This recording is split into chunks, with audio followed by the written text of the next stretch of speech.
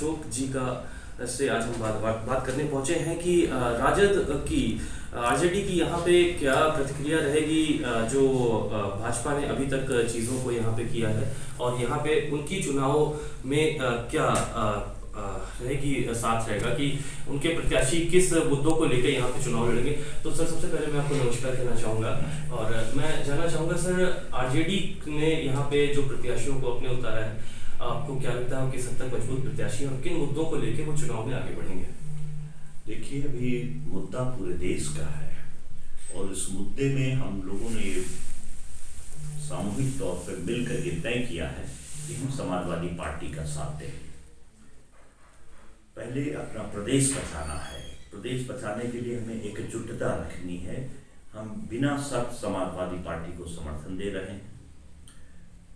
चुनाव लड़ने की बात है तो देखेंगे, अगर समर्थन में ही कोई उसी सिंबल से लड़ता है तो कोशिश किया जाएगा कि उसको लड़ाई मजबूत हो, लेकिन ये हमारी कोई शर्त नहीं। हम लोग बिना शर्त समाजवादी पार्टी के राष्ट्रीय अध्यक्ष जी को ये कहा है कि हम सब आपको उत्तर प्रदेश का मुख्यमंत्री बनाना चाहते हैं। उसमें हम तन मन धन तीनों ताकत से उनके साथ हैं।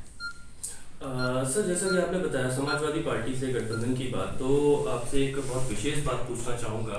समाजवादी पार्टी में पिछले कुछ समय से चली आ रही पारिवारिक अंतर्कलह से पार्टी को कमजोर किया है सर, उस पर क्या इस चुनाव पे क्या असर नहीं पड़ेगा? आपको क्या लगता है सर, इस बारे में जानना चाहूँगा आपसे। हमें विश्वास है परिवार की अंतःकलह, क्या कुछ विचारों का मतभेद है वो ठीक कर लेंगे अखिलेश यादव जी और शिवपाल यादव जी मिलकर आपस में तय कर लेंगे, क्योंकि सबको दिख रहा है कि उत्तर प्रदेश को बचाना है, भाजपा को हटाना है। झूठ के आडंबर, बेरोजगारी, भ्रष्टाचार, हर तरह से इतनी चरम सीमा पे महंगाई है, उसको कैसे खत्म किया जाए, कैसे रोजगार मुहैया हो, कैसे गरीब आदमी उठे, क्योंकि इन लोगों ने झूठ के माहौल को इस समाज के नसों में भेजने का काम किया, उसको हटाना है। सर, आरजेडी कितने सीटों से अपने प्रत्याशी खड़ा करेगी और किन मुख्य मुद्दों पे वो क्षेत्रीय चुनाव को लड़ेगी?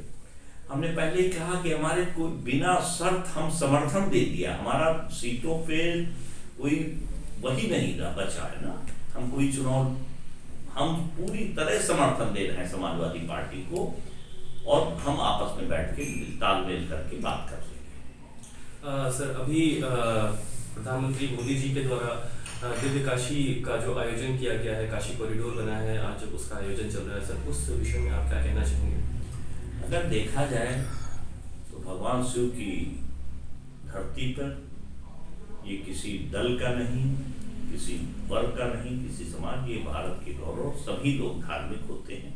और इसकी शुरुआत अगर देखा जाए, पन्ने खोले जाएं, तो समाजवादी पार्टी में अखिलेश यादव जी ने काशी के जीर्णोद्धार की शुरुआत की थी। फाइलें देखी जाए, ये उसी समय की है। वो योजना अब भले कर रहे हैं, लेकिन ये विचारधारा, ये सोच समाजवादी ही सोच है।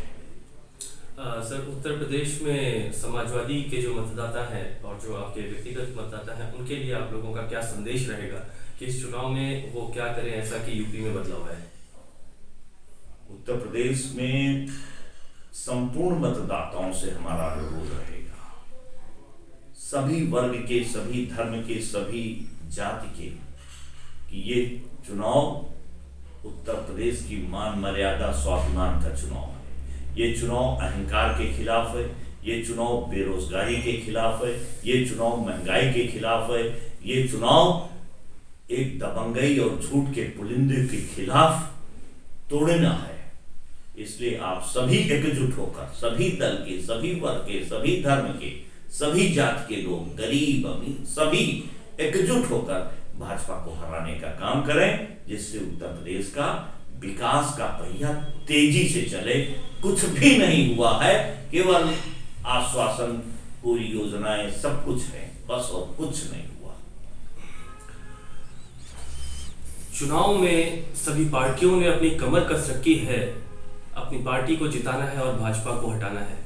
इसका नतीजा तो हम 2022 के चुनाव के नतीजे आने के बाद ही जान पाएंगे। Manish Mishra, live India 24।